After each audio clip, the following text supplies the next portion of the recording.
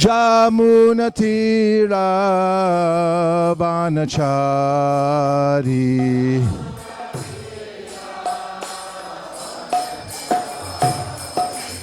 Jai Radha Madhava Kunja Bihari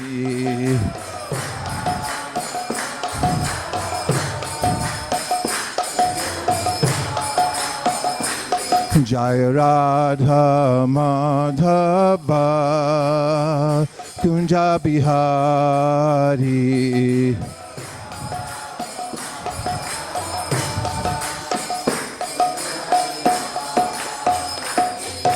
Gopi Jana Ballabha Girivaradhari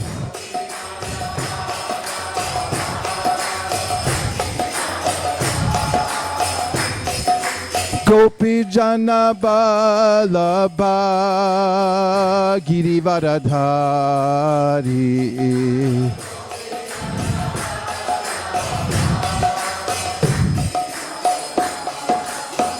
Jashoda Nandana Braja Janaranjana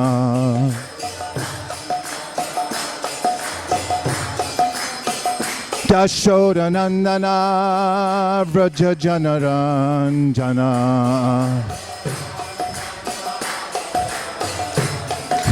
Jashoda Nandana Braja Janaranjana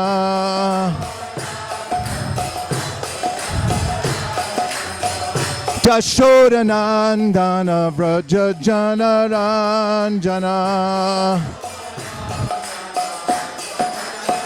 Jamuna Tira Vanachari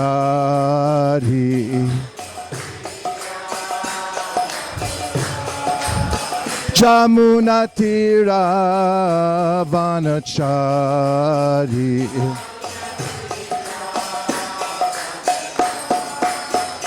Jaya Raja Madhava Kunja Bihari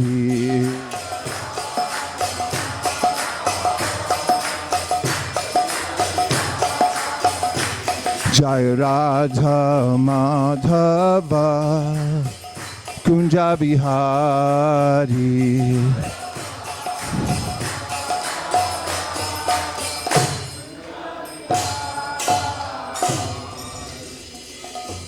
Om Namo Bhagavate Vasudevaya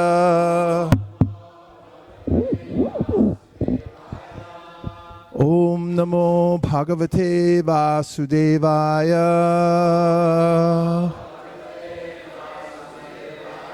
Om Namo Bhagavate Vasudevaya Narayanam Namaskritya Naram Chaiva Narottamam Devim Sarasatim Vyasam Tato Jayamudiraye. Reading from the Srimad Bhagavatam, Canto 10, Chapter 4, Text number 4.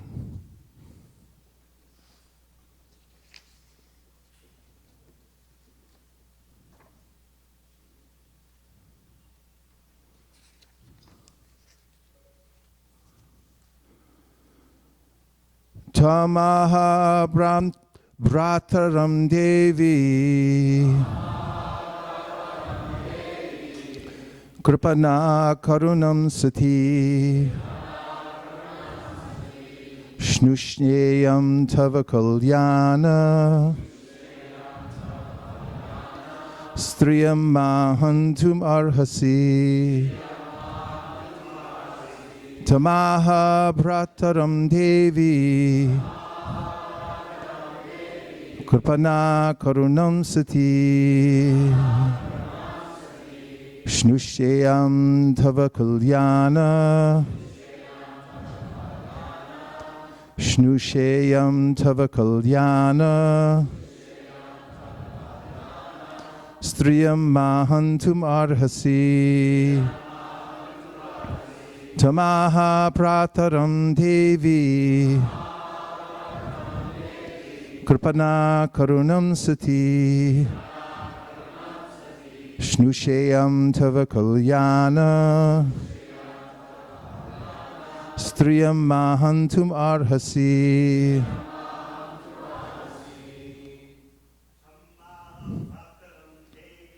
Tamaha brataram devi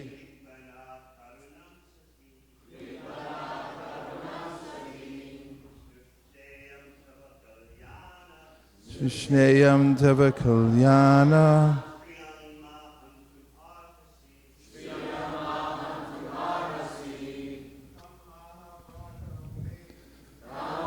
Brataram devi Kripana karanam sati Shnushayam tava kalyana Yama Vaishnavis Tamaha brataram devi Kripana karanam sati Shneyam tava kalyana Hantamarhasi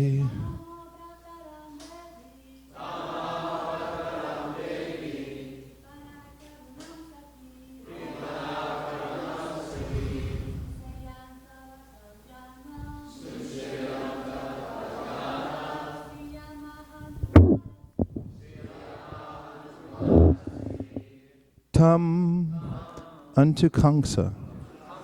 Aha said, Vrataram, her brother, Devi, Mother Devaki, Kripana, helplessly, Karunam, piteously, Sati, the chaste lady, Shnushna iyam tava,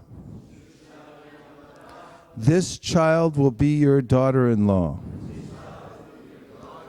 the wife of your future son. Kalyana, O all auspicious one. Striyam, a woman. Ma, not. Hantum, to kill. Arhasi, you deserve. Translation. Devaki helplessly, piteously appealed to Kamsa. My dear brother, all good fortune to you. Don't kill this girl. She will be your daughter-in-law.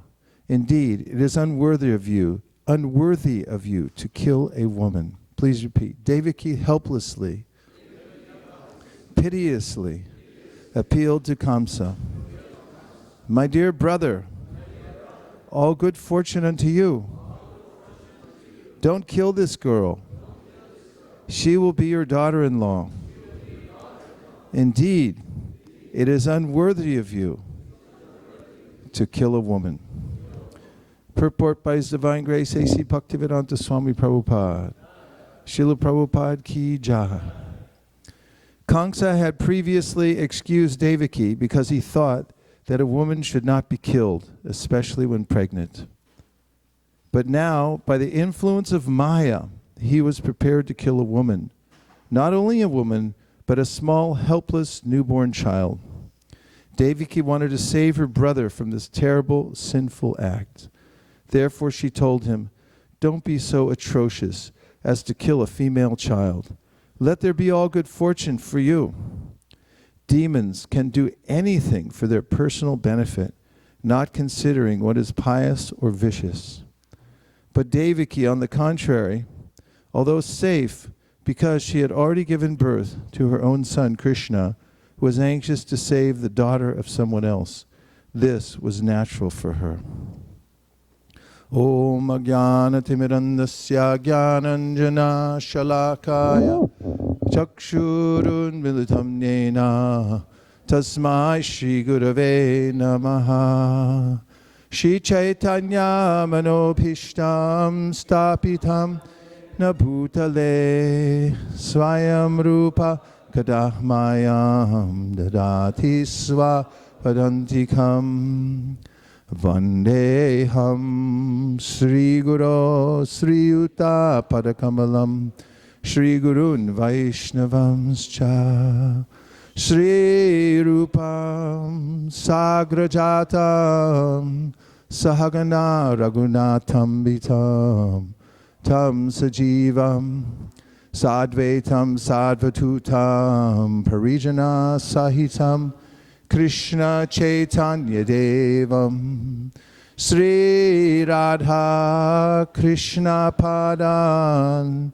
Sahagana Lalita Shri Vishakhanvitamscha Nama Om Vishnu Padaya Krishna Preshtaya Bhutale Srimate Bhakti Vedanta Swami Niti Namine Namaste Saraswate Deve Gauravani Pracharine Nirvishesha Shunyavadi Paschatya Deshatarine Nama Om Vishnu Padaya Krishna Preshtaya Bhutale Srimate Bhakti Siddhanta Saraswati Tinamine Shri Varshabhana Videvi Daitaya Kripabdaye Krishna Sambandha Vijnana Daine Pravave Namaha Madhuryo Jvala Premadya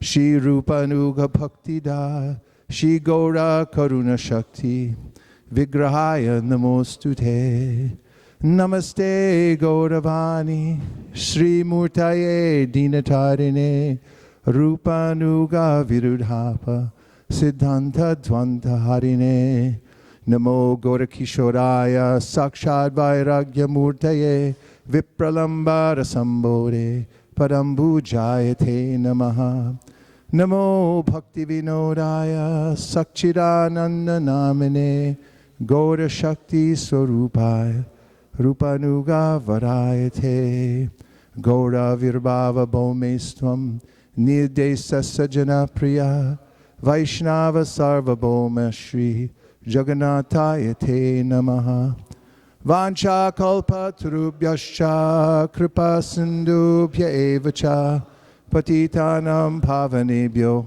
Vaishnavebhyo Namo Namaha Namo Mahavaranyaya Krishna Prema Pradayate Krishnaya Krishna Chaitanya Namne Gaura Tvishe Namaha Panchatattvatmakam Krishnam Bhakta Rupa Swarupakam Bhaktavataram Bhaktakyam Namami Bhakta Shaktikam He Krishna Karuna Sindho Dinabandho Jagatpate Gopesha Gopika Kanta Radha Kanta Namostute Jayatam Surato Pangor Mama Manda Matergati Matsarva Swapadamboja Radha Madana Mohano Divya Vrindaranya Kalpadrumadha Srimad Ratnagara Singha Sanasto Srimad Radha Shila Govindanevo Prishtali Bi Sevyamano Smarami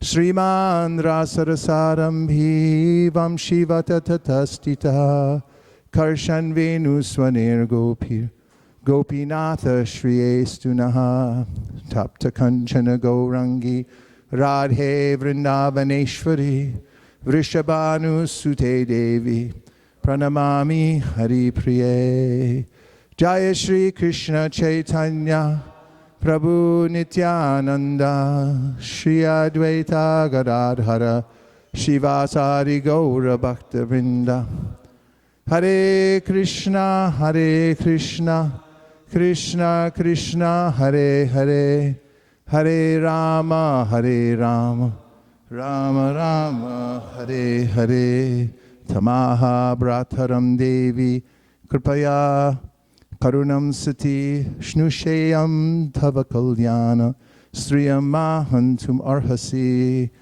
Devaki helplessly, piteously appealed to Kamsa.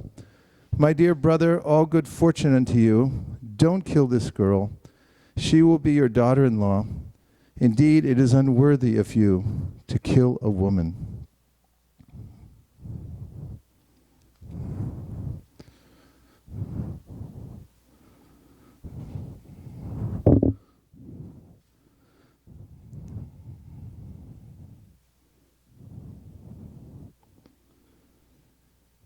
There's a verse in the 14th chapter of the 10th canto of the Bhagavatam. It starts off with the two words, Kim Kim, Karma Vismarantiha, which means that in this world, Iha, Kim Kim, what is there that cannot be forgotten by the power of Maya? Mama Maya Mohitaha. If one is affected by the Lord's Maya, then one can forget anything. When I went to Hong Kong for the first time, I heard of a saying, I think it came from the British, that the people there can eat anything in the sky except their kite, anything in the water except their junk, which means those boats that go back and forth across the harbor, they call them a junk. And anything on the land except themselves. And Narottam Das Thakur says, when living entities become affected by the modes of material nature, they eat many different kinds of abominable things. And therefore the question comes, Kim Kim, Karma, Vismarantiha, in this world, what cannot be forgotten because of the power of Maya? And on the other side, in this verse, we see Devaki, who Prabhupada says at the end of the purport, was naturally compassionate and even was feeling bad for Kamsa because she could understand that if he carried out this heinous act of killing this child, she would be more and more implicated. So even in this situation, she became compassionate towards him and wanted good fortune for him. So was trying to talk him out of it, even though Prabhupada explains that her own son, she knew, was out of difficulty. She was also trying to save someone else's child. And Srila Prabhupada says this is natural for her. And it's natural for devotees because when one becomes purified, as is mentioned in the Bhagavatam, yasyasti bhaktir bhagavati akinchana sarvara gunas tatra samasate sura harava bhaktasya kuto mahadguna manoratena sati davato bihi. That all good qualities manifest themselves, natural good qualities. It's natural. Once the lower modes of material nature are purified from the heart of a devotee, he or she then develops good qualities. Yasyasti bhaktir bhagavati akinchana. By the process of bhakti, by engaging in bhakti yoga, one develops all good qualities. And also, the Bhagavatam says, Vasudeve bhagavati bhakti yoga prayojita janayat yashuvairagyam jnanam chayarahaitukam. Just by performing devotional service, naturally one gets knowledge and detachment from the world by the direct process of bhakti. And if one doesn't practice bhakti, then there's no estimation of how bewildered one can become. And therefore, Prabhupada mentions in several of his purports, and Prahlad Maharaj himself says, that along with practicing bhakti, one must be careful to not fall back down again into Maya and become bewildered, because she has two potencies. One potency is the throwing potency, and the other is covering. And Prabhupada describes how one comes to the perfectly good association of Vaishnavas and is in an ideal situation, but then by the influence of Maya thinks, this is not very nice, I'll go away somewhere else. And then, going away somewhere else, one thinks, although one is depraved and becomes degraded by the influence of Maya, one thinks that I'm fine, I'm doing okay. And Maya is so subtle that one may not even know that one's in Maya. In the beginning of the Srimad Bhagavatam, we hear that this material universe is characterized by kuakam, means that even the great demigods in this world are bewildered by Krishna's Maya. And in the Srimad Bhagavatam 14th chapter, where I quoted the first verse from, where there's a discussion between Shukadev Goswami and Parikshit Maharaj about the power of the Lord's illusory energy, because Brahma himself had just become bewildered. Possible to leave the front door open too?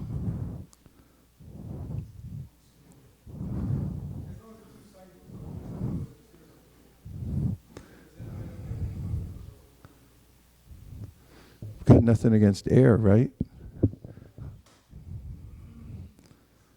Brahma became bewildered because his power, although practically unimaginable to people in this world, compared to Krishna's, is insignificant. And when a person of lesser power tries to overcome a person of greater power, that person of lesser power becomes bewildered, as Brahma did. And after Brahma, trying to bewilder Krishna, came to his senses and saw how powerful Krishna was, he said, others may say they know Krishna, but after seeing his influence, I can say I don't know anything about him, even though I'm the first living entity in this universe. And he also said the only way to understand him is by his mercy. That unless one has a trace of the mercy from Krishna's lotus feet, then one can't understand him at all. So this is a simple dichotomy, and in the Bhagavad Gita, Krishna says, Daivihi eshu gunamayi mama maya duratyaya mame veye prapadyante maya metam tarantite. A verse that one can take to heart based on all the evidence from the Srimad Bhagavatam that we're hearing. And that is that crossing over Maya is impossible. Krishna says difficult, but we take it as impossible, unless one surrenders to Krishna. And if one truly surrenders to Krishna, then Krishna says it's possible. It's easy to overcome, in fact. And so the formula as given throughout the Bhagavad Gita and Srimad Bhagavatam for coming to pure Krishna consciousness, for becoming freed from Maya, is to surrender to Krishna. And Brahma describes in his prayers, after being bewildered, that one should engage one's body, one's mind. Jnana prayasa mudapasya namanta eva jivanti sanmukharitam bhavadiya vartam stane stita shrutikatam tanuvan manobir ye prayaso jita jito pyasitais trilokyam. Engage one's body, mind, speech in the service of the Supreme Personality of Godhead. Don't try to speculate to understand him, but be a humble servant. And stane stita shrutikatam tanuvan manobir. Stay in your position, whatever it may be, and submissively hear about Krishna from the authorities.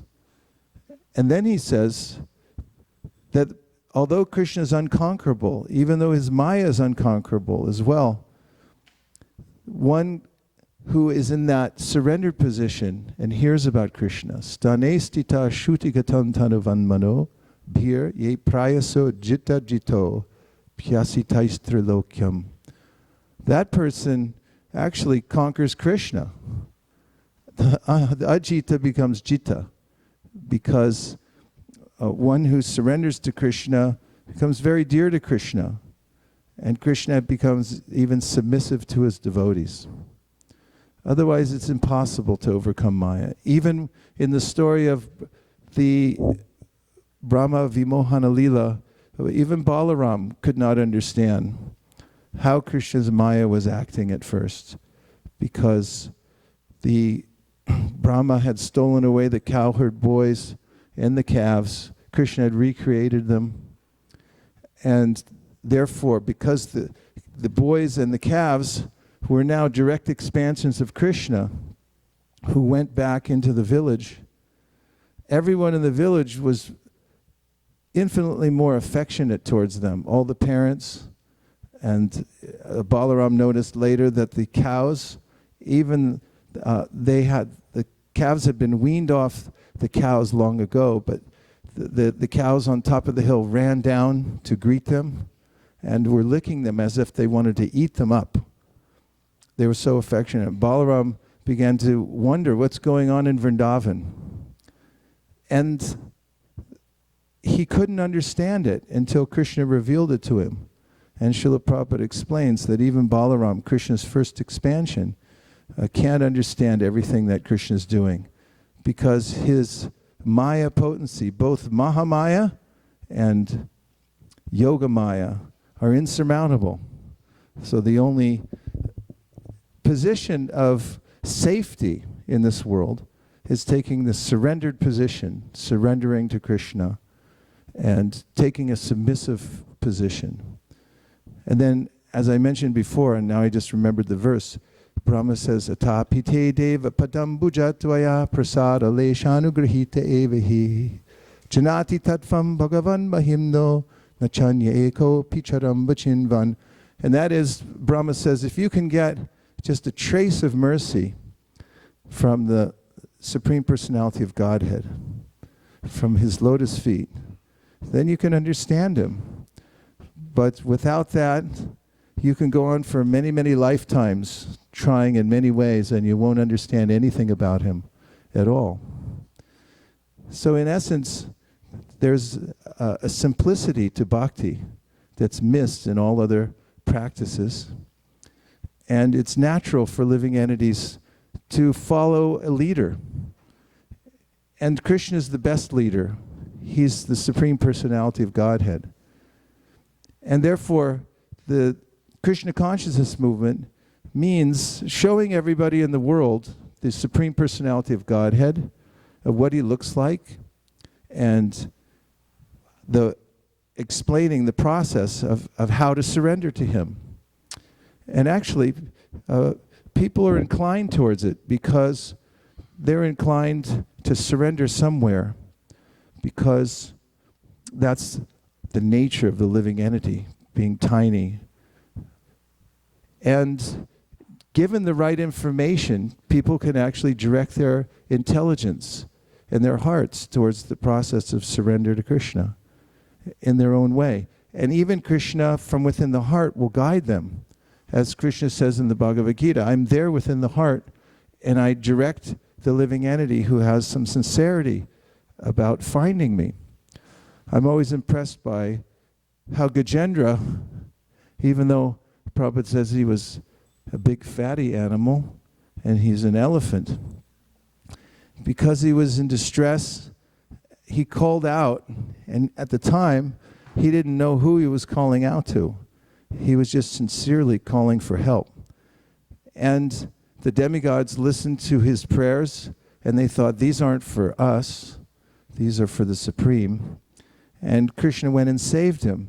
And if anybody has that sincerity of heart to surrender to Krishna, then they can be saved. And Krishna will inspire them from within the heart. Prabhupada speaks about that a lot in the purport to 1010. Tesham satata yuktanam bhajatam priti purvakam dadami buddhiyogam tam yenamam upayanti te. That even if one's not very intelligent, can't take advantage of a spiritual master, but is very sincere, Krishna helps and guides that person from within the heart. So about Maya, this Yoga Maya and Mahamaya, just sort of a side note, it's interesting how Krishna's devotees are bewildered by the Yoga Maya, and then in the material world, everyone's bewildered by Mahamaya.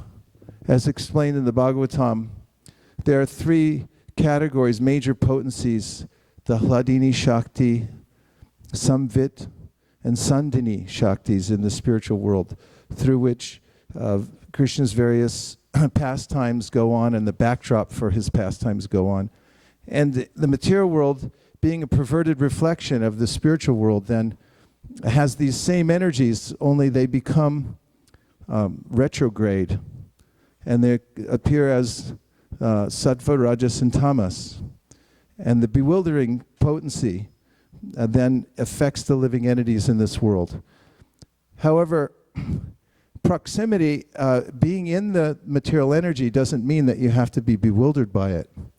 If one has fortified one's heart by the process of hearing, as Prabhupada says, through knowledge and practice, you can attain anything. And you can also attain the impossible, which is getting out of Maya, even while you're in this world.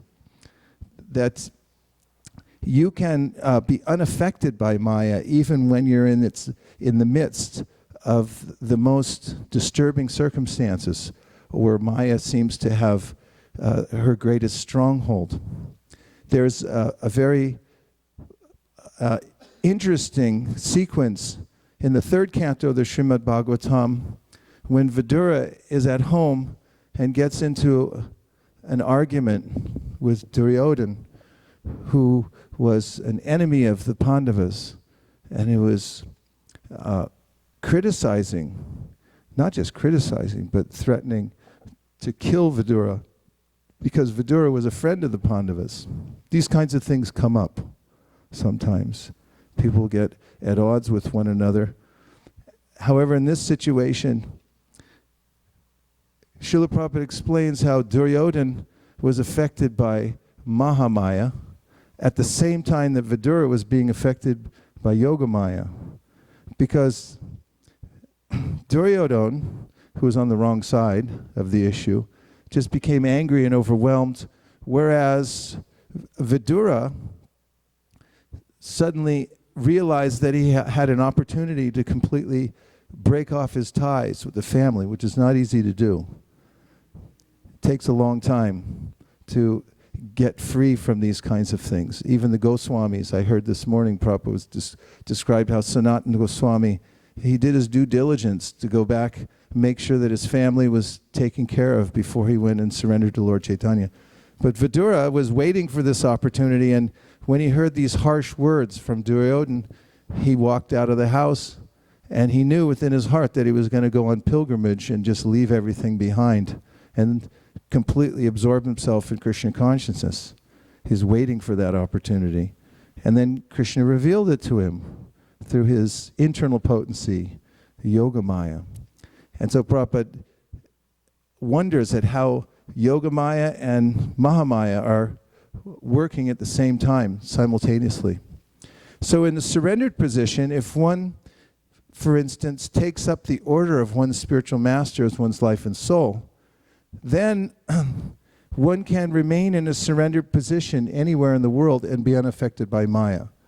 Narayanak parak sarve nakutas chana bhibyati swarga pavarga narahishu apitulyarta darshinaha, as described in the section of the Bhagavatam about Chitraketu. Lord Shiva spoke this verse to his wife, because she had just cursed Chitraketu. But Lord Shiva was telling about how the devotees of the Lord aren't affected, even if you send them to hell. They will go on doing their service, and they see Swarga, heaven, or hell, Venice Beach, as being equal. They're the same. There's one thing they see, and that's opportunity for service and surrender. And as they go on doing their service, there's no situation that they cannot tolerate. Just as much as one who's in Maya, there's no limit to how degraded such a person can become. So for a devotee, there's no limit to how exalted he or she can become, even in the most dire circumstances. The person can become elevated if one fixes one's heart on the order of the Supreme Personality of Godhead, and even develops this sentiment that I'm going to surrender, even if one can't quite do it yet. If one develops that inclination within one's heart, that's proven You don't mind me just going on like this, do you? Because I'll stop in a second. We can take reflections. But I was just thinking about Bali Maharaj and how he was he was a demon. He was a demoniac family. And when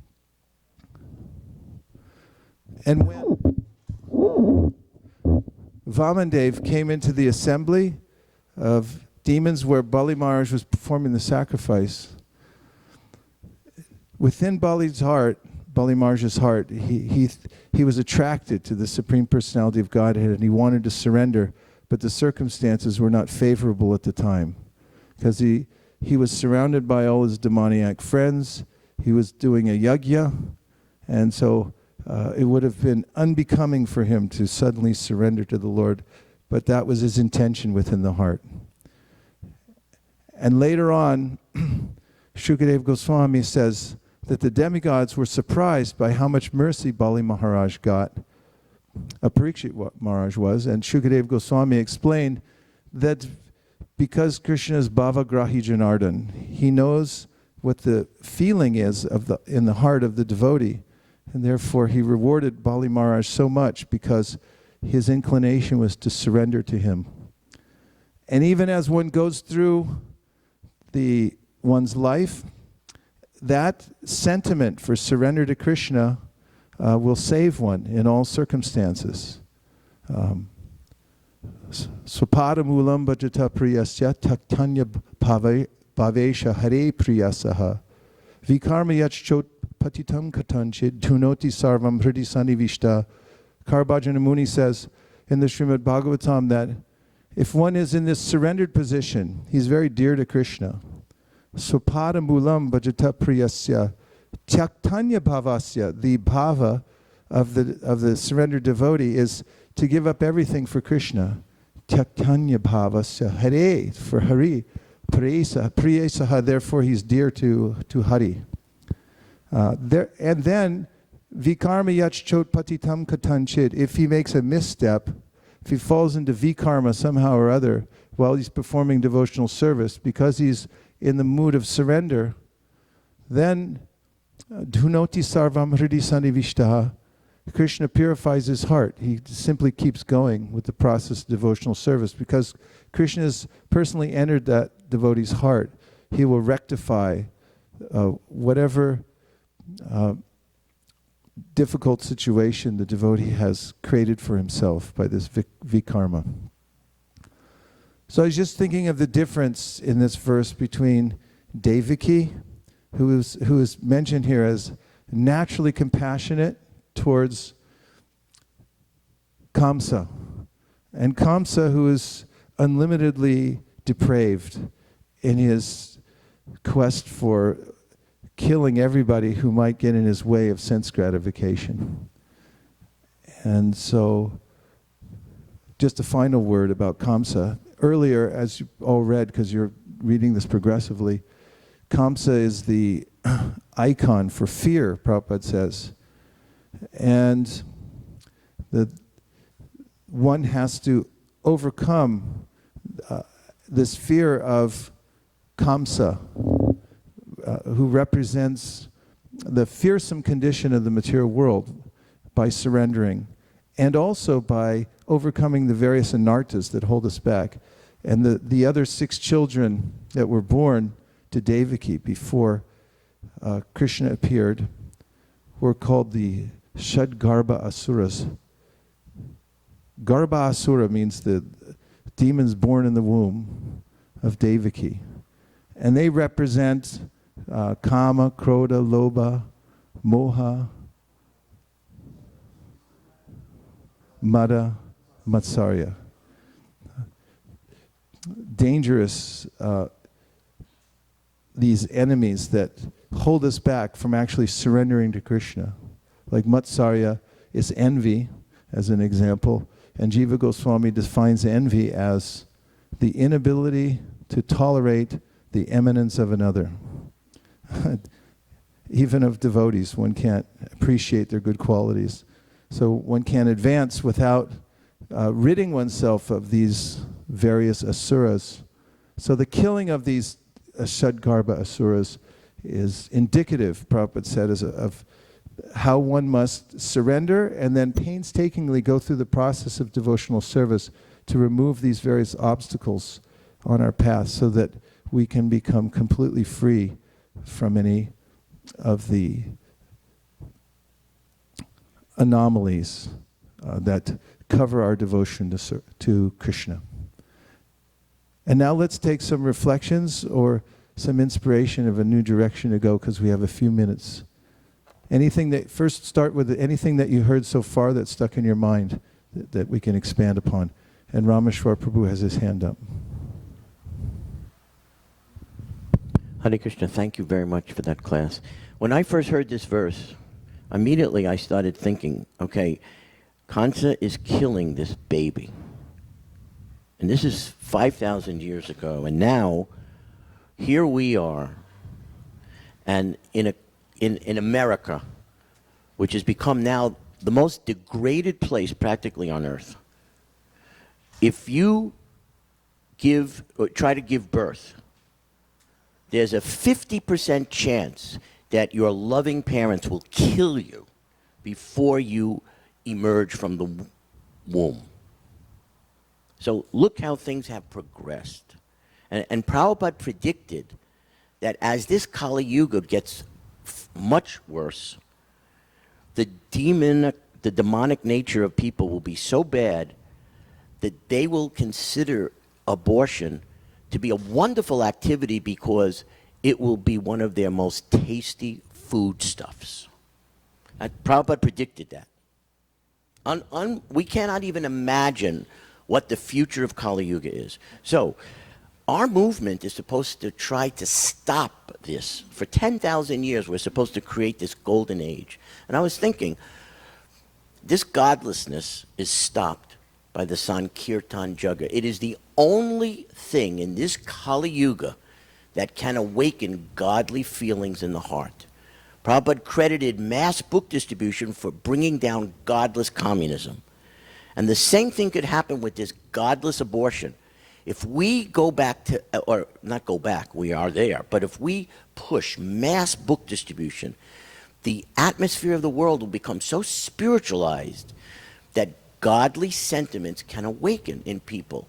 And they will, by that godliness, at least temporarily, give up killing their own babies. And we can hold back the influence of Kali in this way.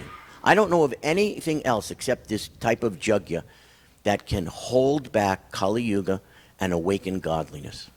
So that's what I was thinking when I... Yesterday, I had the privilege of being at the book booth next to Jai Chaitanya Prabhu, and I was watching him distribute books. And several people who had met him previously up at the Griffith Observatory came over, and they were like old friends, saying, "Oh yes, we got a bunch of these books up at the observatory," and they were eager to get more books. I saw one couple carry away a huge bag full of books. Somehow he inspired him to do that. And just watching how, when we speak of mass yajna, it happens one person at a time.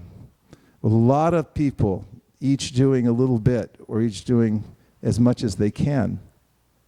But in these yajnas, like as we had yesterday, it's an opportunity for everyone to see firsthand how people are touched. I'm sure everyone who was out yesterday noticed how people heard the holy name, or there were interactions. We saw one woman who had received one of the book packs along the way and then taken the Jagannath sticker and put it on her hat. And then when I was watching when the carts came down at the bottom of the hill where all our Christian brethren were waiting for us to encourage us about the strictness of Scripture in following carefully the process of devotional service. And she was enlivened by them, and even though it was apparently her first time coming in contact with devotees, she started running around them and scolding them, and it appeared as if she was one of the devotees because she had now had this Jagannath sticker on her hat. And I was just seeing how Chaitanya Mahaprabhu's process of deputizing everybody. Basically, he said, I order every person in this world to take up the Sankirtan movement. He said that. And actually, it doesn't take much because the order of the Supreme Personality of Godhead, Prabhupada says, is a manifestation of his internal potency. And Prabhupada said it is by that potency that one comes to see the Supreme Personality of Godhead face to face. In other words, if Chaitanya Mahaprabhu makes an edict that take up the Sankirtan movement, then anyone in the world using just a little God-given intelligence can take it. And even if they begin on the first day, put a Jagannath sticker on their hat and start helping the Sankirtan movement, then they become connected to Lord Chaitanya in a significant way. This is the beauty of the Sankirtan movement. When we were going door to door in Denver, Colorado, we went to a very poor section of town, which is always fun because people are so open, and Prabhupada mentions this in the Krishna book, that poor people don't mind you coming in. Rich people don't like you stepping on their porch for some reason and tend to call the police. But poor people invite you in. We had so many people we were at dinner time, they would be eating and they just said, come on in, doors open. We walk in and talk to them. But there was one man in particular came out of his house and he saw what we were doing, and he wanted to help us. He didn't know what it was exactly, but he just saw, here's some people that look like they believe in God, and they say they do. So he started telling us which doors to go to. Go to that one. And then he got so enlivened, he was taking us all over the neighborhood. Go get that guy. So I just appreciating that there's this law of accelerating acceleration in physics, where the faster you go, the faster you can go. And we can actually build this kind of momentum, the Sankirtan movement, by doing the yajna ourselves. This is one important point. I'm just going off of the energy of Rameshwar Prabhu to take this conversation in this direction.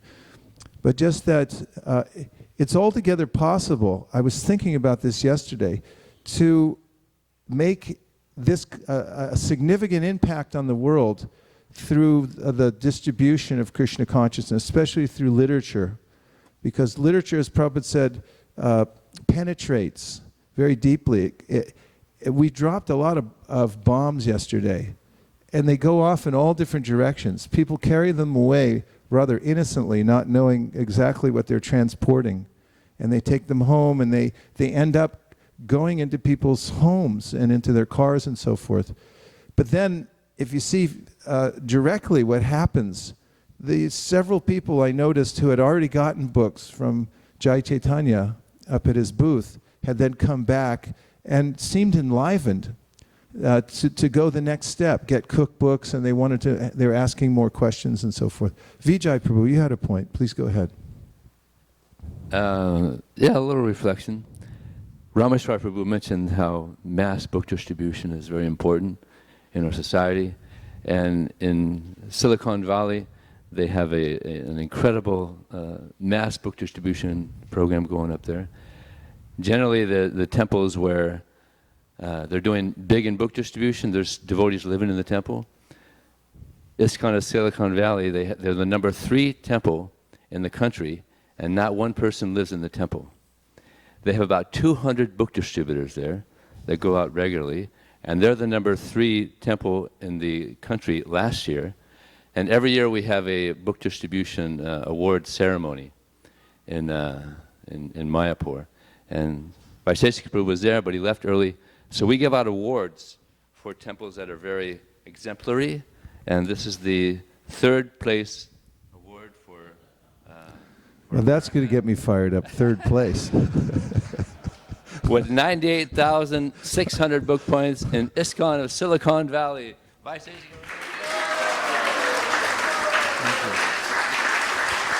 And some Mahaprasadam as well. Thank you very Vaisesika much. Prabhu ki jai. I like these kind of reflections. Maybe I'll get more stuff if I keep doing You got to be there. Thank you very much, Vijay Prabhu. More reflections? Anything that you heard that stuck in your mind, or one thing that you saw yesterday during the festival that impressed you? Okay, give them the microphones because people online listening, they want to hear what you have to say. The band? The band. I mean, Yeah. the way when they came around the corner to the Christians, they turned up the volume 100%. Oh, the walking band. Yeah, that was just the percussion. Yeah, I was and watching and I noticed that it seemed like a normal American parade at the front, because people heard these rhythms like, oh yeah, that's like high school or in college, like my alma mater, when the football team's coming out or something like that. And then all of a sudden, Hare Krishna. Right. It's kind of So like the tip of the sword, right? Yeah, the devotees were chanting along with the nice melodies that they were doing. So it was perfect. Yeah, it was Instead very of just good. hearing mundane percussion, they had this great percussion going, and then the devotees are chanting along with them because they're doing the certain mantra. I noticed that also. Oh, it was great. It's So good. you got to do it every year. I mean, So- that's just... It's only it's only a few $1,000s for a band like that. It helped the book distribution, yeah. What else? Other reflections? Okay, right over here. Yes, question about Sankirtan. Sankirtan, as I understand, is congregational chanting of the holy name of Krishna. Shri Krishna Sankirtanam Vijayate.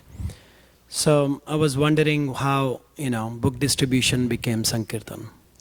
What a nice question. Well, this is called what we call literary kirtan. As in the forest of Nyamasaranya, and then later on we have the discussions that go on between the great sages. Srila Vyasadeva especially wrote all these things down so that sound vibration is in writing. And that way it can be transferred from one place to another. And the vibration itself, in written form, then goes out into the world in ways that penetrate in many ways. Tadvag visargo janatago viplavo yasmin pratishlokam abhadyavatyapi namanyanantasya yashon kitaniyat shinvanti gayanti grananti sadhava. Narada Muni describes the power of transcendental literature. He says that it's meant to create a revolution in the impious lives of this world's misdirected civilization. And Namanyanantasya means that it's full of the names. Namanya Anantasya. There are unlimited names of the Lord within that literature. And that's what does it. It's the instructions and also the hymns. And that's what Chaitanya Mahaprabhu said. When one's wandering throughout the universe, bewildered by Maya, and then meets a devotee physician, he gets two things, Mahaprabhu said. One is instructions and the other is hymns. And those hymns are written down. Namanyanantasya yashon kitaniyat shinvanti gayanti grananti sadhava. And they're meant to be heard by people. So they come out of the book. So Prabhupada equated the Harinam Sankirtan chanting with book distribution because it's literary kirtan.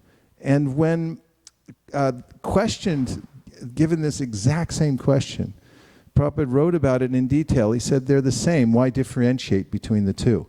He said we're speaking these mantras. They're being transcribed into written form, and then they're being distributed. But then he said they're the same, but of the two, one of them is called the Brihat Kirtan. It's greater kirtan, and that's when it's written down. And why did he say that? Because his spiritual master said it also. And that is that it's louder. What does louder mean? And that's one thing that Bhaktivinoda Thakur emphasized, Haridas Thakur emphasized. The holy name should be spoken loudly. So what is this volume? Volume means that it goes out and stays out longer. And so Prabhupada gave the example when asked this question and then differentiated between the Harinam Kirtan and the book distribution, which he said go on nicely together. They should go together. But he said of the two, the book distribution is louder. And then he gave a specific example. He said that the daughter and son of one of the United States presidents recently at that time, bought a book. And then they entered into the White House. He said, you cannot take your Harinam Sankirtan into the White House. But that vibration, the same vibration, no difference, has now entered into the White House. Because the books, actually a book is a container. And what does it contain? It contains these seeds from the spiritual world. And when we distribute a book, the book goes out into the world, and the seeds, the idea seeds, which are not ordinary ideas, they're ideas that come from the infinite intelligence of the Supreme Personality of Godhead. Especially, we described Srila Vyasadeva. When Mahaprabhu was talking about the power of books, he said, Maya Mugda Jivar Nahi Swata Krishna Gyan Jivare Krishna Koilak Krishna Veda Puran. Krishna Veda Puran, in his unlimited mercy, wrote down all these mantras. He put it into writing just so it could go and interrupt the trance, Mayic trance of the living entities in this world. Maya Mugda Jivara Nahi Swata Krishna Gyan. And that means that the living entities don't automatically come out of Maya. They need some intervention. And so he wrote these books so that they could intervene in people's lives and the jiva could awaken. So this particular topic I wrote about extensively in my book, which would have been here. We had a few copies. We sold about 50 copies just during the Rath Yatra. But there's 2,000 more arriving on the boat that got stuck somewhere on a sandbar. I don't know what it was. Savas said that somehow it got stuck. It must have been Krishna's arrangement. But the book is called Our Family Business. I did it by the order of senior devotees and under the direction of many godbrothers who I took instruction from to write this book, and extensively went through Prabhupada's letters and so forth. And one of the chapters addresses this particular issue, and it's called Yuga Dharma and the Literary Kirtan. And in that chapter you can read about this the glories of Harinam Sankirtan and book distribution, how they go well together, and how Prabhupada and the previous acharyas made distinctions between the two. Just as Rupa Goswami makes distinctions, there are distinctions even within the sameness. That's our philosophy. So Rupa Goswami says, Vacham Vachakam Ityudeti Bhavatu Swarupa Dvayam. He's describing the holy name, and he says that Krishna and his name are non-different. But then he says, but there is a difference. He says the holy name is more merciful than Krishna himself, even though it's mind-boggling because Krishna and his name are the same. But he says the name goes everywhere and follows the living entities to all sectors of the world, even to hell, and awakens them to Krishna consciousness.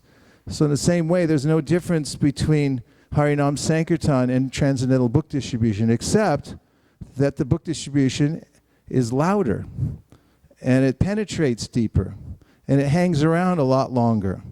As you can chant for one evening, and the holy name resounds within a few blocks, but then when people take away books at the same time, that vibration carries over.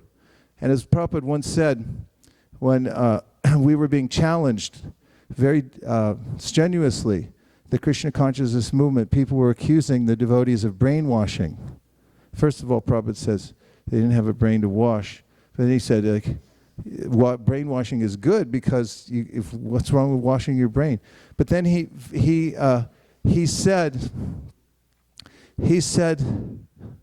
in another place when he was talking about book distribution, he said the brainwashed books are already out. He said they've been distributed. He said now you can bring big fire brigades to try to put out this fire. He said, but you won't be successful. Because once these get out, I mean, a whole country can be brought down by one book. Because, if you try to go do Harinam Sankirtan in some of these countries, I went to Vietnam, and as soon as I got off the plane, the devotee said, don't start distributing books, and don't start acting suspicious or anything like that. You'll end up in the police station. You'll be stopped. I was appreciating the freedom we have in America. And there's a way in which one book goes out into some of these countries that are very restrictive, and people read it behind the scenes. Whole history of Russia. Dave Amrita Swami was telling us about how they used to smuggle in 5 books at a time in engine blocks. You could be killed for that, for bringing in these spiritual books into these countries. You couldn't go do Harinam, definitely, in Russia at that time, before Soviet Union. And however, the books got in. Big mistake. People started reading the books, passing them along, copying them, and the vibration spread. So in this way, the literary kirtan is applied through this yukta vairagya, and actually the vibration goes further and is louder. Yes, Prabhu. Microphone right over there, please.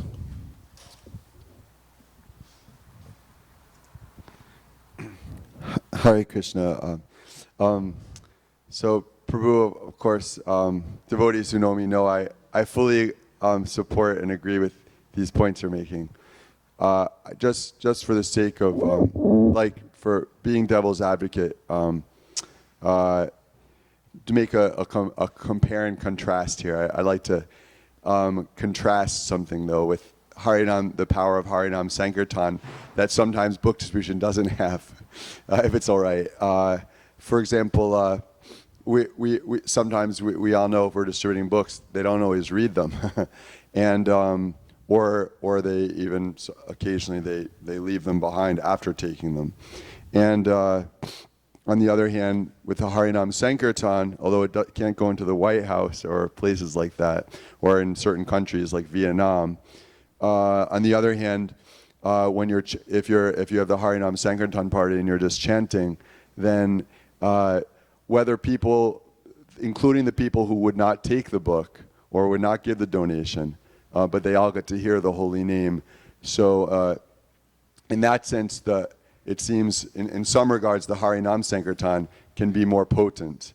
Anyway, please. Well, that's why it's a good idea to do both at this, especially if you do it at the same time. Prabhupada said it's very beneficial. However, Srila Bhaktisiddhanta Saraswati Thakur asked his sannyasis to go out every day and knock on at least 3 doors and preach Harikatha. And he said even people who didn't want to listen or they closed the doors and weren't interested, he said that impression would be there. These saintly people had come. So the Harinam Sankirtan is also vitally important. And to that end, recently we started a newsletter, actually a couple of years ago, which is called Sankirtan Party. And there's a website, sankirtanparty.com. And there's a monthly newsletter that comes out. And we've also started a program to develop what we call mini festivals. Instead of having a Harinam, what we call Harinam, we call it a mini festival. And we dress it up so that it becomes more and more attractive to people who will come and listen and stay. And at the same time, take away books. Rameshwar Prabhu, you were looking annoyed, so I want to hear if you had anything more to say.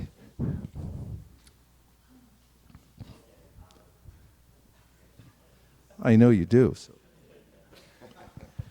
Srila Prabhupada was very clear in describing the book is non-different from Krishna.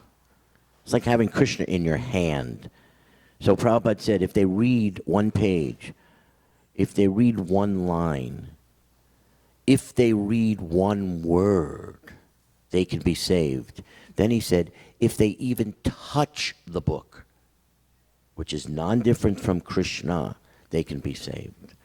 So in no way can we ever minimize or even try to mentally speculate on what the path is when that book goes out. Whether they leave it behind and someone else gets it, or they bring it to their house and a third-generation kid finally pulls it off the shelf, we can't see this amazing potency that is in the book that will, when the soul is ready, Krishna from within that soul's heart will bring that person to that book, wherever that book is. That's what Prabhupada said about the books. Deva Amrita Swami. How did you know? In Melbourne, Australia, Srila Prabhupada was lecturing on the Bhagavatam, and he said an amazing thing, that if someone takes one of his books in hand, presented by a Sankirtan devotee, just takes the book in the hand and appreciates, well, nice, looks interesting, hands the book back. That appreciation, although so tiny and small, and even though they didn't buy the book, just that appreciation, Srila Prabhupada directly said, will give them a human form of life in the next birth. As far as anecdotes go, there's a devotee who attended this festival who was telling us about how he was driving along the freeway and he saw a billboard that advertised the Krishna community in Utah. And he said that the word Krishna, as he drove by, although he was wholly unacquainted with Krishna, went into his mind like a spear. I think that's what he said. And as he was driving along, he couldn't get the name out of his mind. So when he got home, he Googled it, and it led him from one thing to the next until, anyway, he's here, and chanting and so forth. So even in written form, when people see the name, they see the pictures and so forth, it has a profound effect. Yes. Yes, Prabhu. I've gotten in the habit when I travel around to ask devotees, how many of you have had a book in your home for many years and it sat there for a long, long time before you read it, and but then finally after so long you read the book and you took up practice of Krishna consciousness. And there's always a number of devotees that the book was sitting there for 10 years, or my father bought it 20 years ago, or something like that. So these books, they have potency. They're like time bombs, and they'll sit there and they'll probably say, you distribute these books, and they will how do you say, they will act. Thank you very much. I just mentioned, yes, please, from this side over here. Mataji, here comes the mic. Another bomb we have, which Right is close. very potent. I was in a prasadam booth all day yesterday, and people, they said they weren't sure if they want to try it, and also just have a taste, and they go, oh, wow. You know, and I mean, people were relishing prasadam, and I know everybody knows the potency of prasadam, and that's one of the facets also we have.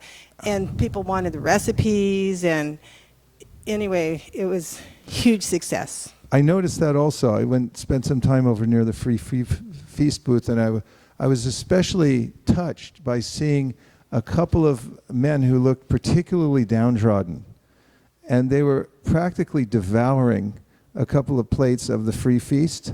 And it gave me such satisfaction because I actually felt distraught when I was walking along the boardwalk at how degraded everything was. And I met this lady that was from Stockton, California. It's kind of a out-of-the-way town. It's a little bit not near universities or the mainstream intelligentsia kind of place. And I was talking to her. I gave her a pack of books, and she told me it was her first time here, and I said, what do you think? And she said, this is disgusting. And I was thinking the same thing. When I saw these two men who had been affected by this disgusting atmosphere, they were just devouring the prasadam, I just felt so satisfied. And from every side, we have the book distribution, the Harinam going on, prasadam distribution all together. This feeling of bringing in all the elements is really satisfactory. When we send our devotees out from ISV, and wherever we go, we talk about book distribution. We include all these elements. There's no earthly reason not to bring prasadam with you wherever you go. It's the quickest way to make friends. You know, shoot first, ask questions later. Just whenever you go somewhere, just hand people prasadam. You can even offer lollipops and give them out. But if you do that all day long, you just notice that your life is different because you're giving all the time. And people really warm up by taking prasadam. Prabhupada particularly writes about this in the the Antilila, in this description of Shivananda Sain and taking on the dog. Later, the dog was getting remnants of prasadam from Lord Chaitanya's plate, and Prabhupada says, people will go back to Godhead without knowing it. They become affected by this prasadam in such a way. So, such a nice point you made. Thank you very much. There's just 2 more and then we're done. Yes. Because the prasadam's waiting. I just wanted to reveal something, that there was actually another festival going on yesterday. There was actually another festival going on yesterday other than the Rath Yatra. The Vans Warp Tour was going on yesterday in Pomona, which is the biggest show in the whole tour. And thousands of books went out, probably more than ever at this show. And I was thinking that this is just like the Rath Yatra. All the devotees have their carts. We're pushing the carts to the cars, meeting people at the cars, giving them the books. And it was a festive environment. I mean, it was amazing. Thousands of books went out yesterday. And every year it seems to get better. We were talking about, Ramesh Prabhu was talking about how the atmosphere is becoming spiritualized. I swear every year it's getting more and more, people are taking more and more books over and over again. It's just so powerful, so amazing. Let's give a hand for the Warp Tour.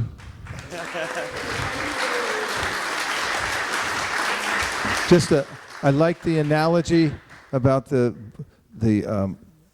moving little suitcases being like the Jagannath carts. It's very nice, and these comparisons are apt. And Prabhupada used to also make these kinds of comparisons in describing that every body we come in contact with, he was the one who has a hand up for the last half hour, and I keep missing him. Please raise your hand again. And that he would describe how the body, especially the human body, is, well, all bodies, moving bodies, are tabernacles.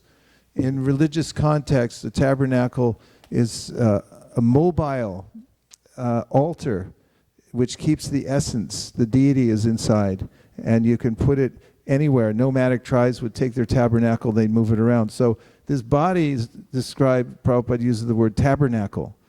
And that the body, the real yajna takes place at this altar.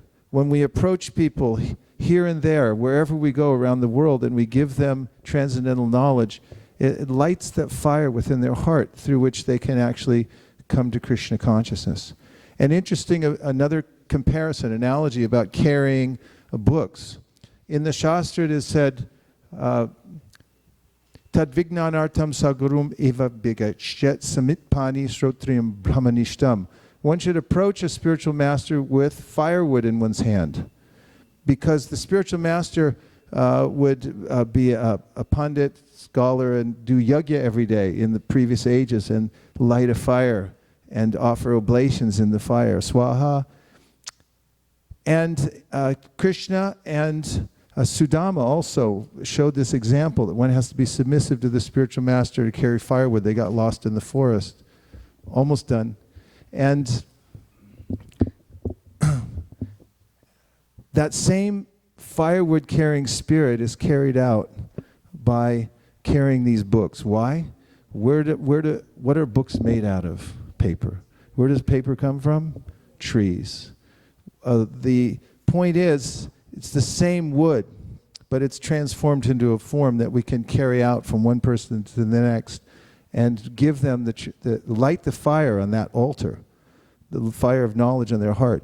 And this is considered to be the best kind of service. As Lord Shiva says, actually Shukadeva Goswami is saying, but he's describing Lord Shiva, Tapyante lukatapena sarva prayasojana parama aradanam taddi purushasya kilatmana. That the highest worship that you can do for Krishna is to give mercy to the living entities and to take a little trouble on yourself to do so.